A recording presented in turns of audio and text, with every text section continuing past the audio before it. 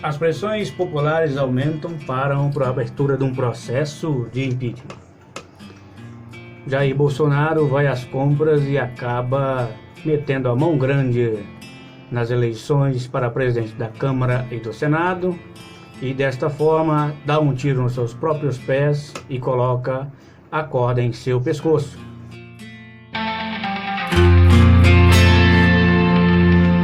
Bem, meus caros amigos, nos últimos dias temos visto aí as pressões populares com os pedidos de processo de impeachment para que se abra esses processos.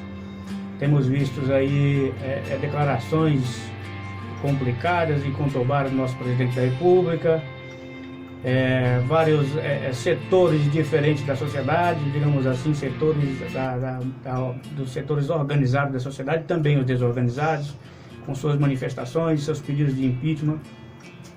E inclusive essa busca no Google, as últimas palavras mais buscadas nas últimas 2 semanas no Google foram impeachment e Bolsonaro. Então tem se falado muito sobre isso nas redes sociais, enfim.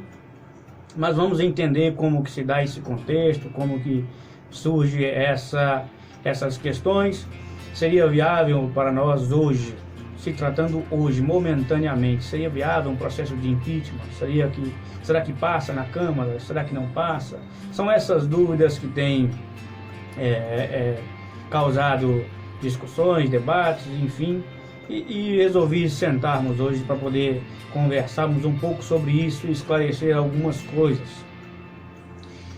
Primeiramente, meus caros, agradecer a todos que aqui estão presentes, todos vocês que acompanham a nossa página, o nosso canal no YouTube, no Facebook e Instagram. Muito obrigado pelo apoio de vocês. Dizer para vocês que sem vocês nós não estaríamos aqui. Bom, como todos vocês sabem, aqui eu não costumo falar das minhas opiniões, dos meus pensamentos, dos meus achismos. Tudo que eu trago é baseado em fatos, em dados, em leis. Inclusive, como sei se vocês acompanharam no último vídeo, nós falamos aí sobre a politização da vacina, trouxe alguns dados para vocês. E hoje aqui também vamos tratar um pouco mais sobre o assunto do impeachment. Lembrando que temos aqui agora amanhã, depois de amanhã, no dia 1º, tem eleições para a presidência da Câmara e do Senado. Então é nesse sentido que abordaremos a nossa conversa para esclarecer alguns pontos sobre isso também. Na verdade, existe hoje na mesa do senhor Rodrigo Maia cerca de 62 pedidos de impeachment. Hoje, na data dia 30 de janeiro de 2021, são 62 pedidos de impeachment protocolados que estão na mesa do senhor Rodrigo Maia. 4 foram arquivados e um outro foi devolvido para aqueles ao qual protocolaram. Bom, enfim, por que se deu toda essa questão, todo esse falatório na internet, nas mídias sociais, no noticiário sobre o processo de impeachment? Bom, na verdade, se falou de impeachment agora nesse último mês de janeiro, no primeiro mês do ano, mais do que se falou o ano passado, durante todo o ano de 2020. Os caras, o que agravou, o que levou a essa situação foi a triste realidade que se deu no estado do Amazonas, quando Manaus ficou sem oxigênio, enfim, aquela situação toda, que ali houve uma incompetência do Ministério da Saúde, que estava ciente da situação, onde houve uma investigação sobre isso, enfim, e isso foi que movimentou e deu gordura para que se falasse tanto de um processo de impeachment. Mas, tratando desse assunto, vamos trazer dados, fatos, porque Rodrigo Maia ainda não trouxe à pauta esses pedidos de impeachment, e eu concordo com a posição que ele vem tendo tomado, porque nós estamos em um período de crise sanitária, de saúde, enfim, é uma pandemia que vem assolando toda a humanidade. Nós vemos isso diariamente no noticiário. Estamos aí, passamos dos 220 mil mortos. Então, nesse sentido, eu concordo com o pensamento dele nas suas declarações, quando ele diz que o impeachment agora não é prioridade, a prioridade é a saúde, é o combate à pandemia, e é nesse sentido que tem se dado as suas pautas. É necessário recorrer e socorrer aos cidadãos em vez de tratarmos de processos de impeachment. Até porque o processo de impeachment, ele realmente é um processo de impedimento, assim por dizer. Ele é um processo jurídico, claro, assim, trata-se na Constituição, está na Lei 1079 também, que vai tratar do processo do impedimento. Mas, além de tudo, ele é um processo político, entendo que não é só um processo jurídico, é jurídico e principalmente um processo político. E o nosso contexto político agora não caberia tratarmos do impedimento. Mas, olhando hoje, seria viável ter a abertura de um processo de impeachment? Eu, com um olhar mais técnico por essa visão, por esse olhar mais técnico, um olhar mais como um politólogo, eu digo para vocês que não seria viável. Hoje não se sustenta, na verdade, um processo de impeachment no Congresso. Por que não? Porque existe uma receita básica aí. Tem que existir uma crise financeira muito grave, tem que ter uma grande desaprovação do governo e realmente nas últimas 2 semanas a aprovação do governo tem caído. E uma pressão popular maior. Claro, nós temos aí setores da população, da sociedade organizada, inclusive, que jamais antes se envolveram tão com, digamos assim, foi ponta de lança para a instauração de um processo de impeachment. Como aí temos tem processos de impeachment protocolados através de ex-alunos de direito da faculdade da USP, aqui em São Paulo. Temos também pedidos protocolados pelo MBL, pelo Vem Pra Rua. A OAB também já protocolou pedidos sobre isso. A Associação dos Juízes do Brasil também já entraram com esses pedidos. Além dos partidos de oposições, como nós sabemos, também ainda tem o Conselho Nacional de Medicina e o último agora protocolado por líderes religiosos, inclusive líderes estes que foram apoiadores do presidente da República, do governo federal. Então nós começamos aí uma mobilização dos setores que não se envolviam tanto no início de um processo de impeachment, que começaram a se mover e começam a trazer digamos assim, a mobilizar os seus pares. Então é necessário, para que haja abertura de um processo de impeachment, haja primeiramente embasamento jurídico, que haja crimes cometidos, e vamos tratar também disso já, porque são, se não me engano, juridicamente falando, serão 3 processos, 23 pedidos que têm embasamento jurídico para isso. Tem que haver uma mobilização popular, de massa popular, e isso nós não temos ainda com um número maior devido à nossa situação da pandemia, enfim. Então não seria viável, não seria aconselhável e aceitável que as pessoas fossem às ruas para pedir um pedido de impeachment. Deveríamos ter uma crise financeira muito grande e uma desaprovação também maior do governo federal. Mas ainda assim, o meu olhar técnico não seria viável para nós, porque o processo de impeachment como um todo, nos casos, ele gera uma sensibilidade na democracia. Sem falar que nós utilizamos essa nossa bala do processo de impedimento com a ex-presidente Dilma. Então, nesse momento não seria viável para nós essa instalação no primeiro processo. Por quê? Isso gera uma sensibilidade na democracia e gera um desconforto político e financeiro. Por que financeiro? Porque, olha só, grandes investidores internacionais que têm seus investimentos no país, ao ver a instauração do processo de impeachment, ainda mais saindo de um processo muito próximos um do outro, num intervalo de tempo muito mínimo, então o que gera uma instabilidade. Se há uma estabilidade jurídica, o que me garantirá que não haverá uma estabilidade financeira também? Então acaba que esses grandes investidores retraem seus investimentos e tiram para fora do país esses investimentos, essas grandes quantias, e o que gera para nós aí é uma questão, um agravo da nossa situação financeira, com perda de empregos, empresas grandes fechando. Então acaba gerando o principal, uma descredibilidade do país lá fora, porque os outros países, as outras democracias e os outros grandes, digamos assim, os outros grandes futuros investidores vão ter a seguinte leitura: se uma presidenta eleita pelo povo, foi eleita pelo povo e o povo a retirou, e em menos aí de cerca de 4, 6, 8 anos de mandato, menos um intervalo de 8 anos, ou seja, não se gerou ainda uma estabilidade do processo que nós passamos com a presidente Dilma.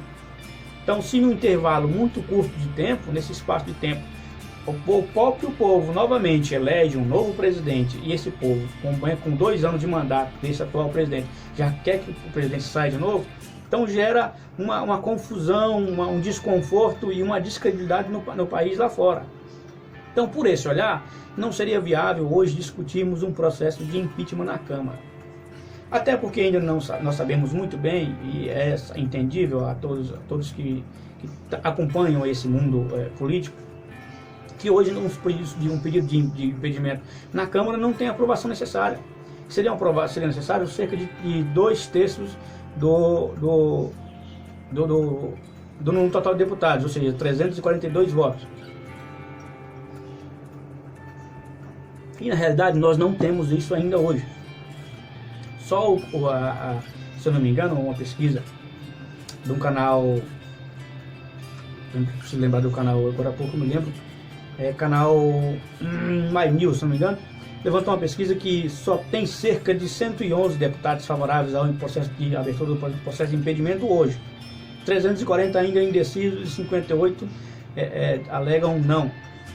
Na verdade, é uma pesquisa levantada pelo SOS Impeachment pelo Twitter. Então, é nesse dado que nós temos um olhar que não se sustenta hoje. Um processo de impeachment não passaria na Câmara. Mas agora, na minha opinião também, como falando sempre para vocês no olhar técnico, é necessário que esses processos saiam da gaveta do presidente da Câmara e sejam botados em votação, sejam colocados à mesa, em pauta. Por quê? Porque é uma resposta, ainda sabendo o presidente da Câmara que um processo desse não seria instaurado, porque não há a quantidade de votos necessária, mas ficaria um recado para a sociedade e principalmente para o atual presidente da República e aos demais que assim por vierem.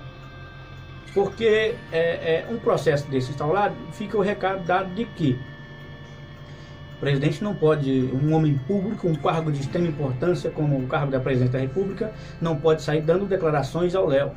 Não pode sair falando o que dá na telha. Não deve tomar ações ou deixar de tomá-las quando necessário, por questões ideológicas, por questões de pensamento e enfim, não prover para a sociedade quando necessário. Deixar de tomar, não só fazer, como também não deixar de não fazer. Deixar de fazer a situação. Então, nesse sentido, é necessário que haja esses processos, venham em pauta e sejam votados na Câmara para passar o recado. Olha, cargo de presidente não é cargo, não é porque você está na presidência da República, você é presidente da empresa. Na empresa você manda e desmanda. O presidente da República é uma coisa mais sensível. Você tem que se portar como um homem público, como um homem que representa a sociedade. Quando o presidente fala, ele não fala só por ele, está falando por todos os brasileiros. E muitas das vezes o que ele fala nós não concordamos. Claro, ainda hoje, é claro, ainda existem todos os apoiadores do presidente, e não estou aqui para julgá-los, mas é necessário que haja um respeito à democracia. E nesse sentido, por que o presidente deveria ser julgado? Os pedidos protocolares na Câmara dos Deputados, 62 pedidos, tem ali responsabilidade fiscal, improbidade administrativa, quebra de decoro. Então, são vários crimes que se encaixam na Lei 1079. Então, juridicamente falando, tem embasamento para um processo de impedimento no país hoje contra Bolsonaro? Tem. Passa na Câmara? Não passa.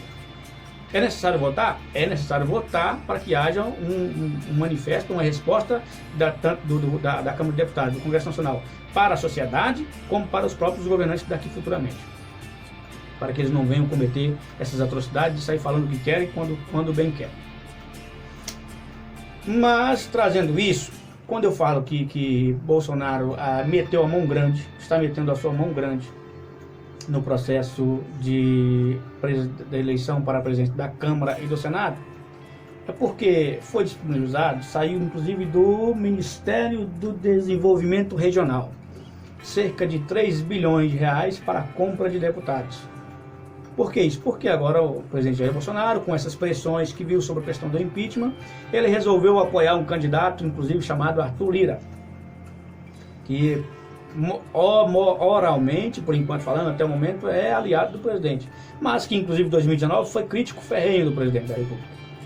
E agora parece que tiveram uma conversa, um bom senso, e agora o governo federal vem apoiando a sua candidatura para a presidência da Câmara de Vereadores. E para garantir que esse seu candidato venha a ser eleito presidente da Câmara, ele resolveu ir às compras com o dinheiro público, cerca de 3 bilhões de reais, sair do Ministério do Desenvolvimento Regional, sair distribuído como recursos extras. Ou seja, para que serve esse dinheiro? Para a compra desses deputados para que votem em seu candidato à presidência da República. E o que esses deputados podem fazer com esse dinheiro? Claro, pessoal, esse dinheiro vai ser usado nos seus redutos eleitorais, ou seja, os deputados será dividido esse dinheiro em parcelas iguais, e esse pessoal vai receber essa sua quantidade respectiva, vai distribuir nos seus redutos eleitorais, nos seus estados, nos seus municípios, onde tiveram um grande apoio eleitoral.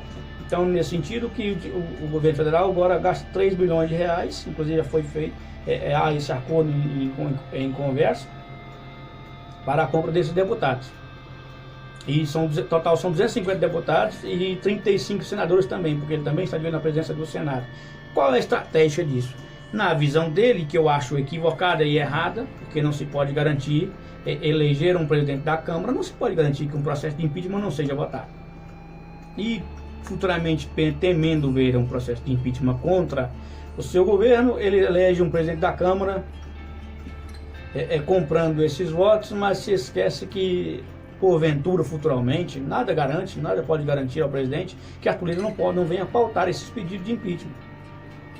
Ao contrário, quando eu digo que ele deu um tiro nos pés e colocou a corda em seu pescoço, isso ocorre porque agora ele será refém do Arthur Lira. Eventualmente, na hipótese de segunda-feira, dia 1º de fevereiro, Arthur Lira assumir a presidência da Câmara, agora o governo federal vai ter que ficar à mercê das vontades do atual presidente da Câmara. No caso seria o Arthur Lira, na verdade, eventual.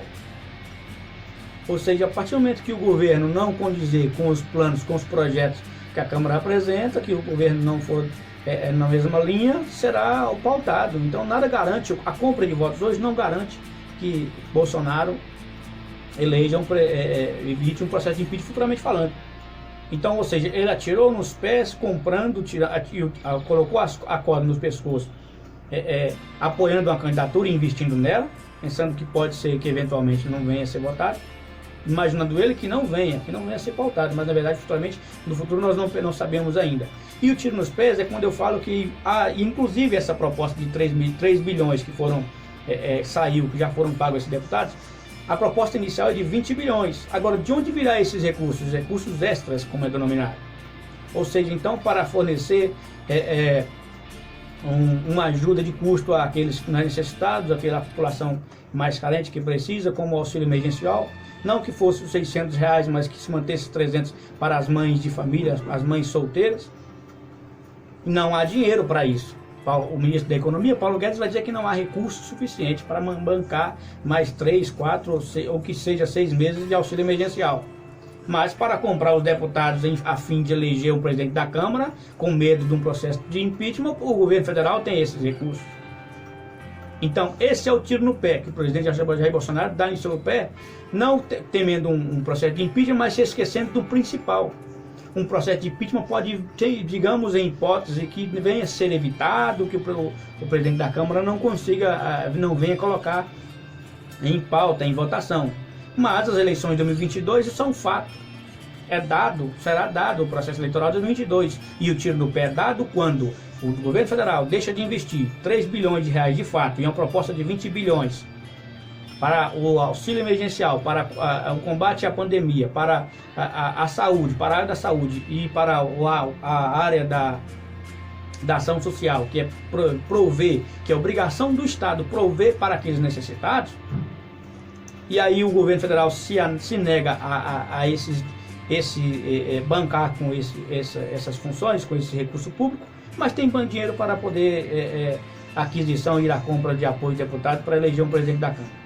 Ou seja, visando isso, com medo temendo aí um processo de impeachment, ele esquece que deveria temer ao processo eleitoral de 2022, ou seja, um não nas urnas eletrônicas de 2022. Até lá o processo, todo esse processo, esse meio político, nós vamos ver que caminho vai levar. Provavelmente, creio eu, as projeções nos digam aí que dificilmente um processo de impeachment, e eu também não vejo a vantagem de um processo de impeachment nesse momento através de Bolsonaro, porque seria trocar 6 por meia dúzia, como diz um jargão popular. Porque saindo Jair Bolsonaro, quem assume seria o general Hamilton Mourão. Mas sabemos que é da mesma ala idealizadora, então não teria muita diferença. Então não há, digamos assim, muita lógica num processo de impeachment se tratando nessa situação. Então vamos aguardar o que será o processo eleitoral e vamos ver que desfecho levará esse processo. Queria chamar a atenção de vocês para algo mais grave, que é um pedido do ex-subprocuradores gerais da República, foram uma petição encaminhada ao Procurador-Geral Augusto Aras, com uma denúncia muito grave. E agora aqui não se trata de impeachment, vai mais para a área penal. É necessário chamar a atenção porque esse grupo de ex-procuradores gerais da República, eles denunciam o presidente que ele vem infringindo o artigo 267 o artigo 267 que vai tratar de causar, assim diz o artigo 267, causar epidemia mediante a propagação de germes patogênicos. A pena é de reclusão de 10 a 15 anos. Parágrafo 1º, se o fato resulta em morte, a pena é aplicada em dobro. Parágrafo 2º, se no caso de culpa, a pena é de detenção de 1 a 2 anos, ou se resulta morte, de 2 a 4 anos. E os caras, aqui eu quero chamar a atenção para vocês, que assim, essa petição em específica, ela sai do âmbito político. Como eu disse para vocês antes, o processo de impeachment, ele é político e é jurídico. Ele é mais político do que jurídico. E essa petição apresentada pelos ex-procuradores, pelos ex-subprocuradores, na verdade, ela é, em seu teor, completamente jurídica e no âmbito penal. Por que eu digo isso? É necessário, é preciso ver, primeiramente, se o procurador, com isso em mãos, que ele já está em suas mãos, se ele vai arquivar isso ou se ele vai ter a coragem de jogar isso para frente. Vamos ao que diz a petição. Os procuradores vêm dizendo que o presidente Bolsonaro, com sua conduta, com suas ações, ou a deixando de ter as ações concretas, ele vem dizendo que ele vem infringindo alguns artigos de crimes que são tipificados no Código Penal, e vou trazer para vocês aqui. O artigo 132 vai dizer que perigo para a vida ou saúde de outrem. A pessoa infringe esses artigos quando as suas condutas ou as suas falas, e falas, aí eu trago agora um parênteses, em falas, porque a fala de um presidente da República é de grande peso. Ela tem um peso para a população, principalmente daqueles seus apoiadores, que o que ele fala é dado como lei, o que é falado é verdade. Então, quando ele traz essas falas para o público, ele está induzindo as pessoas a cometerem tal ato. Então, as falas dele vai inferir aí o artigo 132, que é o perigo para a vida, a saúde de outrem, ou a saúde de outrem. O artigo 257, subtração, ocultação ou inutilização de material de salvamento. Artigo 268 do Código Penal, infração de medida sanitária preventiva. O artigo 315, emprego irregular de verbas ou rendas públicas. O artigo 319, a prevaricação. E aí vocês falam, mas o presidente teria cometido infringido esses artigos? Eu vou dizer para vocês que ele infringiu esses artigos nas seguintes questões. O presidente da República, o Jair Bolsonaro, ele infringiu esses artigos quando tomou as suas devidas condutas, reiterados discursos contra a obrigatoriedade da vacina e lançando dúvidas sobre a sua eficácia e efeitos colaterais. A ausência de adoções de providências necessárias para adequada conformação, logística e distribuição de imunizante pelo país. Terceiro, imposição de obstáculos à produção e aquisição de insumos, como ocorreu no caso das agulhas e seringas. Não sei se vocês lembram disso. A ausência de resposta do governo brasileiro à oferta da empresa Pfizer, em agosto de 2020, de aquisição de 70 milhões de doses do seu imunizante, ou seja, o governo federal se recusou a comprar essas doses, que a Pfizer estava disponibilizando ainda em agosto. declarações públicas diversas, inclusive por meio de suas redes sociais, de que não adquiriria a vacina fabricada pelo Instituto Butantan, a Coronavac, que hoje é a vacina do Brasil, assim titulada pelo presidente da República. Diz respeito à recomendação da Organização Mundial de Saúde sobre a necessidade de campanhas eficientes de esclarecimento da população a respeito da imperatividade da máxima cobertura vacinal para a eficiência do controle da doença. Apologia do uso de medicamentos comprovadamente ineficazes e ou prejudiciais aos pacientes portadores do Covid-19. Inclusive isso se referindo às defesas sobre a cloroquina, hidroxicloroquina e cloroquina, hidróxido de cloroquina e assim por diante. Má utilização de recursos públicos na produção em larga escala pelo Exército Brasileiro de cloroquina e hidroxicloroquina.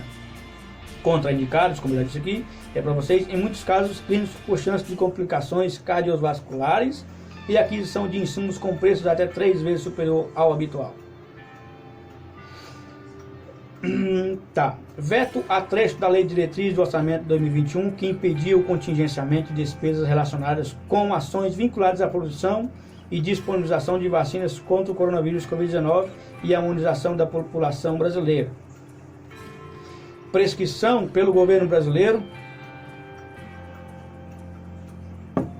Quando o governo prescrevia o medicamento, tratamento precoce, diante de alerta de escassez de oxigênio hospitalar na cidade de Manaus, acumulada com o aumento de impostos sobre importação de cilindros de oxigênio dias antes do colapso no estado do Amazonas.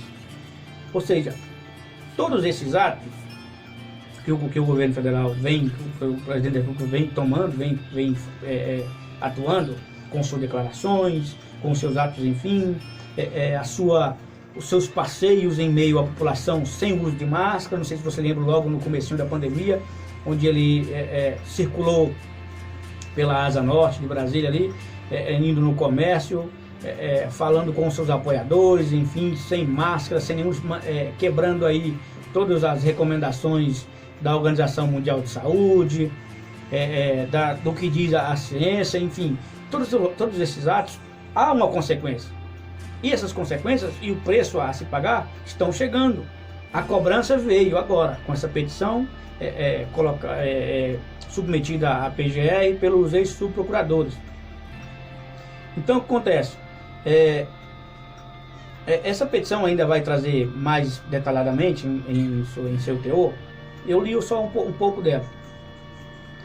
Mas ela vai trazer uma fundamentação que eu vou ler um trechinho para vocês. Escrevem os procuradores gerais.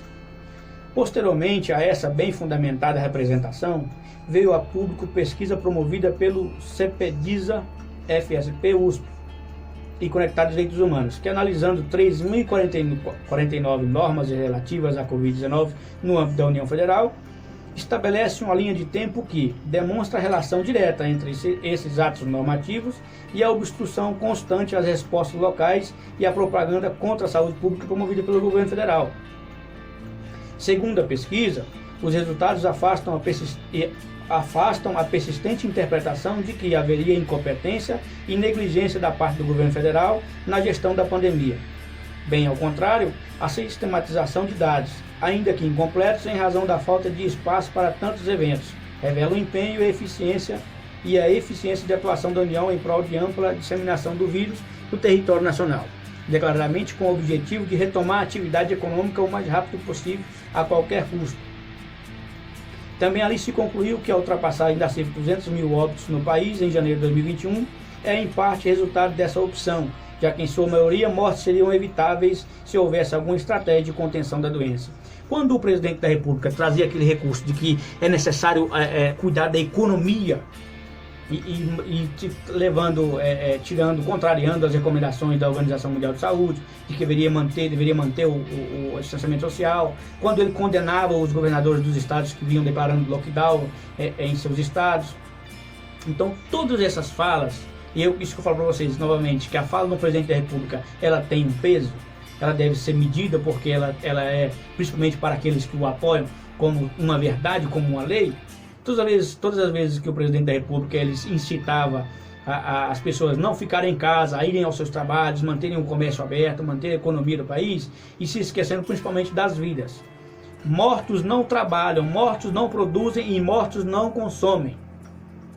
Então, todas as vezes que ele veio com esses seus discursos, com seus medicamentos ineficazes, sem comprovação científica e que foram comprovados que não tem eficácia alguma, com as suas declarações desrespeitando o ordenamento da Organização Mundial de Saúde, enfim, todos esses atos, eles têm um preço e esses atos incidiram o artigo 267, que é o que essa petição vem sendo esclarecida, para que isso vem esclarecendo que o presidente da República inferiu esses artigos penais que eu trouxe para vocês agora há pouco, e até mesmo o artigo penal, artigo 267, que é causar epidemia mediante propagação de germe patogênico, ou seja, o próprio presidente protagonizou e propagou o vírus pela sociedade. Ele propagou como? Com seus atos, com as suas palavras e até mesmo com o seu comportamento em circular perante a sociedade sem o uso de máscara, sem manter o distanciamento social. Então, nesse sentido, que a pena aí pode ser até 30 anos de cadeia, dependendo da interpretação do juiz que vai levar essa questão. Agora, digamos que isso aqui é uma hipótese, depende da coragem do procurador Augusto Aras. Por que eu digo isso? Porque é necessário ver se ele vai ter, perdão a expressão da palavra, culhão para poder levar isso adiante, ou se ele vai sentar em cima dessa petição e vai só arquivar. Digamos, na hipótese que ele leve essa petição adiante, quais serão os caminhos que isso dará? Isso será levado primeiramente ao Tribunal Superior, ao STF, Superior Tribunal Federal, que analisando o pedido, encaminha à Câmara dos Deputados. É como se fosse um processo de impeachment, porque vai toda a investigação no âmbito penal, crime comum, que é feito sobre o presidente da República, é necessário que haja 2/3 da Câmara aprovando a investigação. Então o STF vai levar isso à Câmara dos Deputados e aí lá, havendo a votação, digamos que haja esse entendimento também dos deputados, 342 votos, seria aprovado o processo de investigação. Voltaria ou seja, a Câmara de Deputados estaria autorizando a investigação. Voltaria para o STF e ali uma votação entre os seus ministros, cerca de 6 votos, na verdade exatamente 6 votos, seria instaurado o processo. Uma vez investigando o processo, e o presidente seria afastado por 180 dias, e a investigação iria se dando, e uma vez sendo aprovada também a investigação e sendo condenado, o presidente cumpriria em regime inicial fechado. Então, meus caros, parecido um pouco com o processo de impeachment, mas aqui a situação é mais grave.